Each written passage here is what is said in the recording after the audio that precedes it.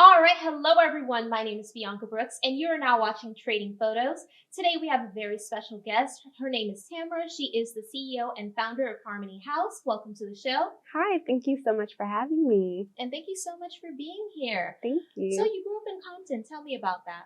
So growing up in Compton, there's a lot of gang culture, horseman culture, equine culture, and also there's community. That's something that we don't really talk about.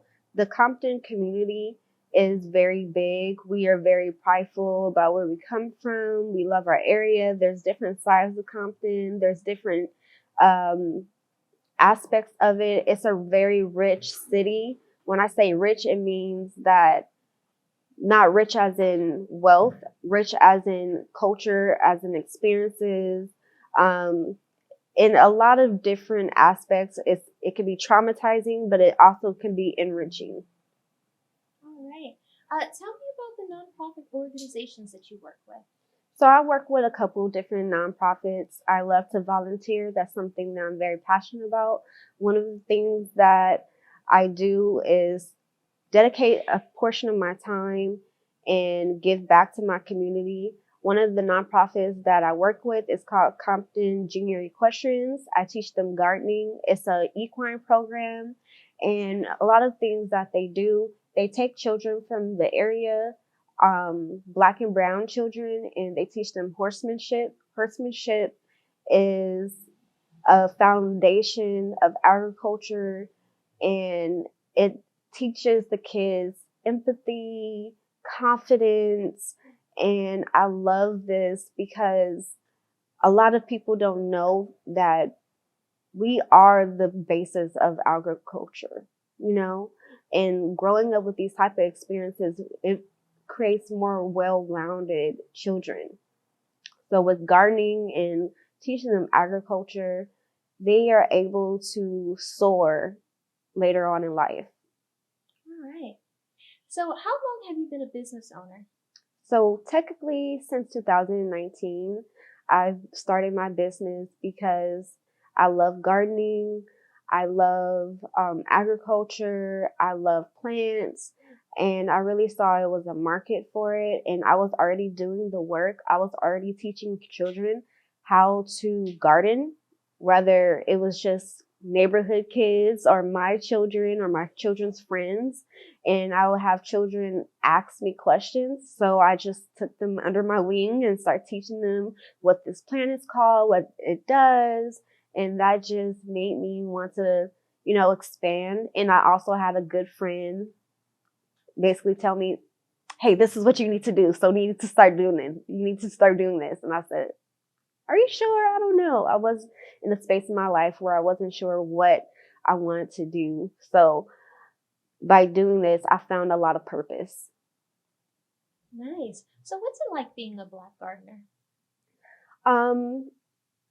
I love it because I'm a person that needs a certain amount of solitude. So I'm able to have my solitude, my therapy, and also teach other people how it can be a mechanism for healing. Nice, nice. And what is your favorite thing about gardening? Plant medicine. I love plant medicine. I love just being in green spaces. I love working with plant energies. I love how children are around the garden space. There's no right or wrong way of gardening. I love how it's open and inviting for everybody. Nice, nice. And how long have you been a gardener? Um, I can't honestly say how long I've been a gardener because in my childhood, doing shadow work and understanding this is something I was doing as a child, getting my hands in the dirt, that was something that I used to do. And basically, it's healing that inner child. And that's something that I was doing with my parents, doing with my grandparents. So by going back into gardening, I would say 2017 brought me back into gardening. Just thinking about my childhood. So subconsciously I was doing that.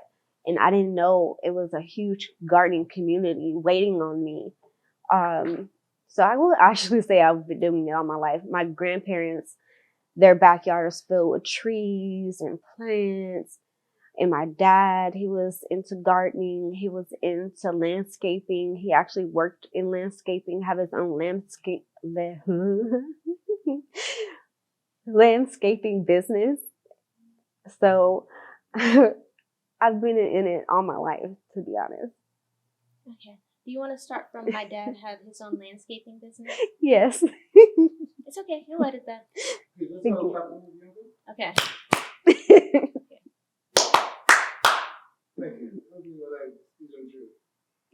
My dad, he worked in landscaping, and he also eventually had his own landscaping business.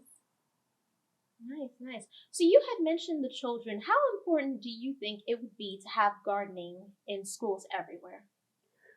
I personally believe that everyone should garden. Everyone should have food security. Everyone should have access to food security, and everyone should be gardening. We should not be relying on grocery stores. And I know it might sound vast to have spaces dedicated for that, because we live in a society where we live in little boxes and on boxes on top of boxes on top of boxes. But I don't think it should actually be that way. So we should all be gardening. We should all be paying attention to where our food comes from, and we should all be connected to nature. That's good.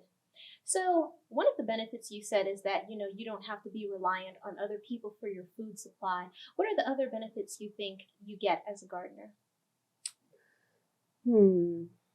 Benefits as a gardener, connecting with nature, connecting to the earth is something that I'm really passionate about, because without balance, without grounding, where is our mindset? Where is our bodies? If we're not out in nature, we're not getting our adequate amount of vitamin D. It's really that simple. Nice. And as someone who's native to Los Angeles, how do you feel about the environment? Because outside, on one part, you have people who are very wealthy, and on another part, you have people who, unfortunately, there is a homeless problem in Los Angeles.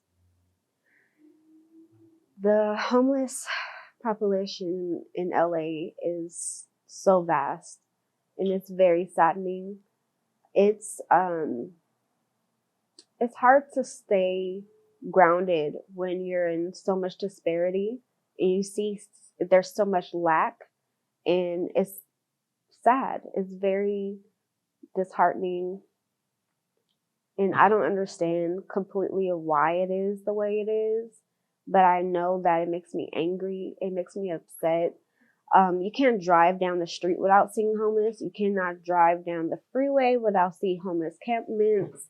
You cannot just walk down the street, because how can you stay grounded if you see so much lack and so much disparity?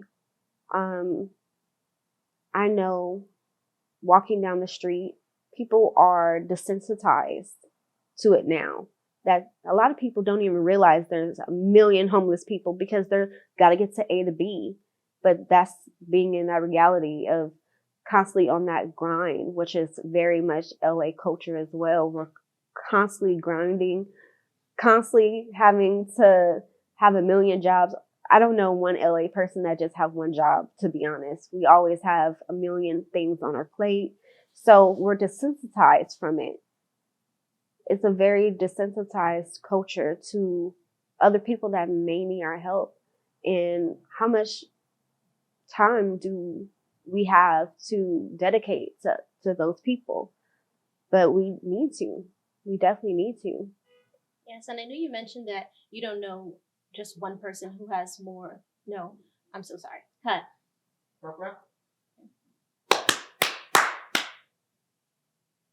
So you just mentioned that you don't know one person that only has one job. Is that what inspired you to become a business owner so that you could have that financial freedom? Yeah, definitely. I wanted to leave a legacy to my children as well. Harmony House for me is about legacy building. Um, I don't have my land yet, but I'm working on it. And I know that when I have my land, I'm going to be able to feed my children and the children that adopted me as their auntie, because I have a lot of those. And I want to make sure that they are stable and that they have access to foods. And that's why I partner or dedicate my time with nonprofits that care about food sustainability, about herbalism, about agriculture, because those are the foundations. Without those, what are we building? So you mentioned to me earlier that you don't know one person that only has one job in Los Angeles, and I'm sure the high cost of living and everything. Now, do you think that's what contributed to you deciding to become a business owner so that you can have that financial freedom? Yes, most definitely.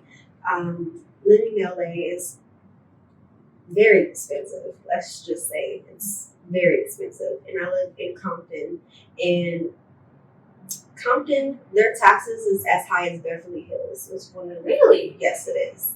Um, it's ridiculous, actually.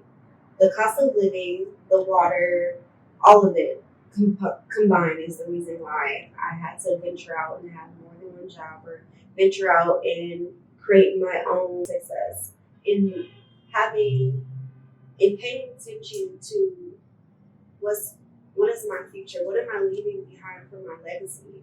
My children, I have three children, three girls, and I want them to know that they can do anything, and they're very adventurous, so I know they're going to be okay. But I want them to start paying attention to how are we leaving the world? What impact are we having on the world? All right. And are you going to get some land as well for the children? Because I know you were talking about your legacy. Yes, so my vision is to build land and have our horses, have our plants, and make sure my children have as much space as they need to build on as well. So I want a couple acres, maybe not more than 10 acres, but at least 10, 5 to 10, so they can have as many fruit trees. We love fruit, we love vegetables, we love ATV, love that. We were very active in our community, so I know with the community we need more space as well, and to teach, to just live in nature. That's really what we need. I like the order that we have here. We have business owner, landowner, legacy. Okay, I like all this that we have going on here. It's really good. Thank you. Nice. And can you show the audience? You made me a very nice satchel right there. Yes. So one of the things that I do, I love working with plants, and I love working with fragrances. And I actually can't tolerate a lot of fragrances. So, and I actually had to find out why. A lot of fragrances nowadays have a lot of parabens, a lot of synthetic aspects to them, so they can last longer, like just like our food. And they will literally make you sick in the long run. Well, they make me sick. So that's why I have to have certain things. We're women, like things to smell good. Well, having the freshest of the freshest herbs and plants, all you need is, a couple additional things to make them last a little bit longer, and know how to dry them properly. So I make satchels, I make candles, and I made a satchel for you today. Thank you. It has salts, it has herbs like lemongrass, rose, marigold. It has lavender in there, tulsi, which is holy basil, African blue basil, a lot of these things that I grow from my garden, all that is from my garden, except the salt. You know, I'm not harvesting my own salt. Maybe one day, because I like everything to be authentic. But you know, I love doing this for people so they can have aromatherapy, and I really enjoy making things for people as well. It's nice. And you know, they say when things are handmade, they're made with love. So it's good. Thank you. You know what you are? You're a scientist. You're a food scientist. Those people who grow their own food, they have power, and you understand like how these plants work and everything. So that's really good. Thank you. I'm in the middle of teaching myself herbalism, and I'm just so in love with it, to be honest. These are the things that I didn't learn as a child, and understanding that certain smells invoke a certain emotion. Like, smell is actually something that when you smell something, you get memories. And I didn't understand that until I got older. But honestly, it really does. So it's easy to, when you start smelling something, to get happy. It really does evoke emotion. So that's something that I love working with, because you can't explain the way something smells unless you've been there, unless you smelled it before. And it brings back that memory. It's beautiful. Well, it has been a pleasure having you on the show. You've brought good aroma. You've brought your good energy. It's really nice to have you here. And I do look forward to, hearing about any updates about your business. So do you want to tell the people where they can follow you on social media? So my Instagram is Houz, and there you can DM me and let me know what you like. I make small batches of satchels, candles, bath products as well. And I also teach gardening. I do garden consultations. So if you would like a gardening class or a one-on-one of your garden, I'm able to help you as well. Nice. Well, thank you so much for coming on the show. Thank you. Wonderful. And we are reporting live from Los Angeles. Make sure that you guys subscribe to the Trading Photos YouTube channel so that you can see more of our awesome interviews.